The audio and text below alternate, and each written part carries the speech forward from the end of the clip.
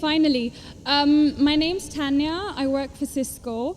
I'm not here to disagree with anything, but I've always had a lot of people, especially Muslims, well, not a lot of people, just Muslims, always telling me, because you're a Catholic, you're going to go to Jahannam, but we're Muslims, you need to convert and you will go to heaven.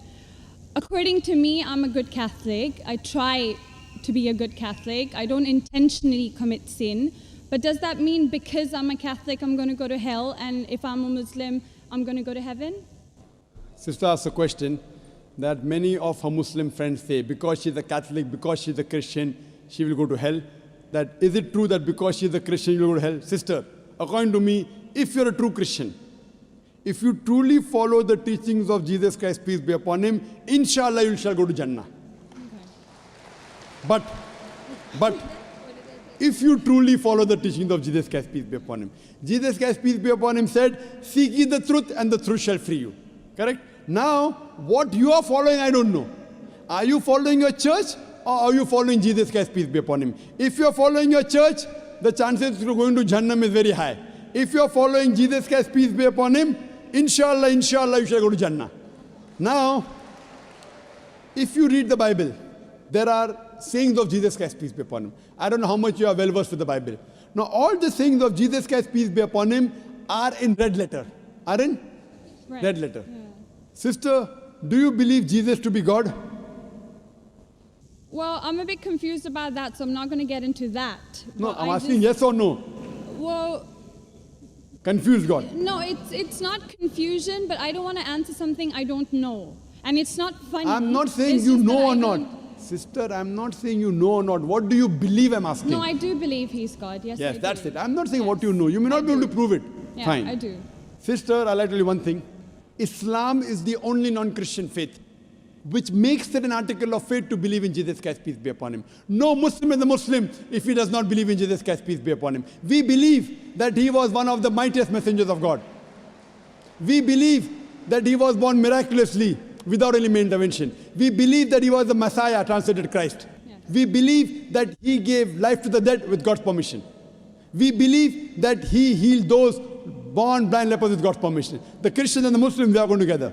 But one may ask, where is the parting of ways? The parting of ways is, sister, that most of the Christians, almost all, they believe that Jesus Christ, peace be upon him, is Almighty God. They believed he claimed divinity. In fact, if you read the Bible, there is not a single unequivocal statement.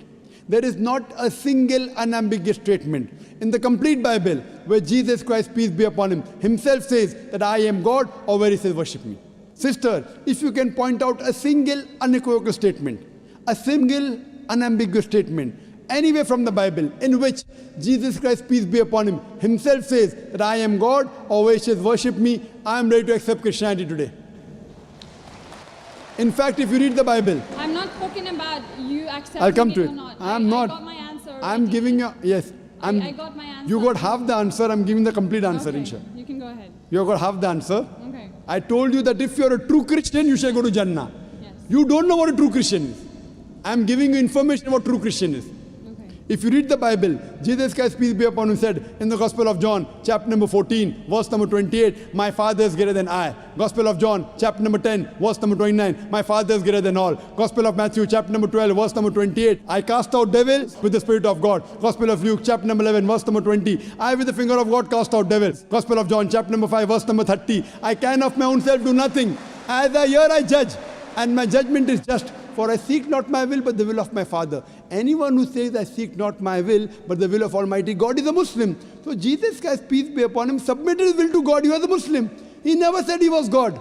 It's clearly mentioned in the Gospel of John, chapter 14, verse number 24. Jesus Christ, peace be upon him, says that the words that you hear are not mine, but my Father's who has sent me.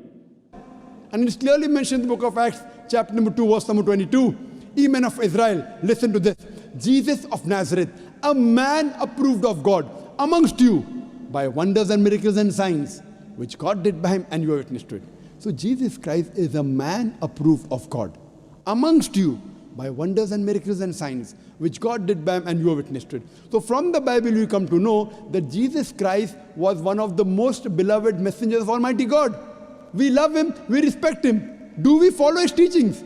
if you compare what Jesus Christ, peace be upon him, said in the Bible, I told that yesterday, that we Muslims, we follow more of the teachings of Jesus Christ, peace be upon him. Jesus Christ, according to the Gospel of Luke, he was circumcised on the 8th day. We Muslims are circumcised, most of the Christians aren't. Jesus Christ, peace be upon him, said, you have to follow each and every law. Gospel of Matthew chapter 5, verse number 17. Everything of the Old Testament, you can't break one law or dot or a tittle. As I mentioned in my speech, it's mentioned in the book of Deuteronomy chapter 14, verse number 8, in the book of Isaiah chapter 65, verse 2 to 5, and the book of Leviticus chapter number 11, verse number 7 to 8, that you should not have pork. We Muslims don't have pork, but most of the Christians have pork. It's mentioned in the book of Ephesians, chapter 5, verse number 18. Book of Proverbs, chapter 20, verse number 1, you should not have alcohol. Muslims don't have alcohol, but Christians have alcohol. So if Christian means a person who follows the teachings of Jesus Christ, peace be upon him, then we Muslims are more Christian than the Christians themselves. So if you become a true Christian and truly follow the teachings of Jesus Christ, peace be upon him, said in the Gospel of John, chapter number 16, verse number 7, it is expedient for you that I go away. For if I go not away, the Comforter shall not come. For if I go, shall I send him. It's mentioned in the Gospel of John, chapter number 16, verse number 12 to 14. Jesus Christ, peace be upon him, said, I have many things to say unto you, but ye cannot bear them now. For he, when the Spirit of truth shall come, he shall guide you unto all truth. He shall not speak of himself. All that here shall he speak.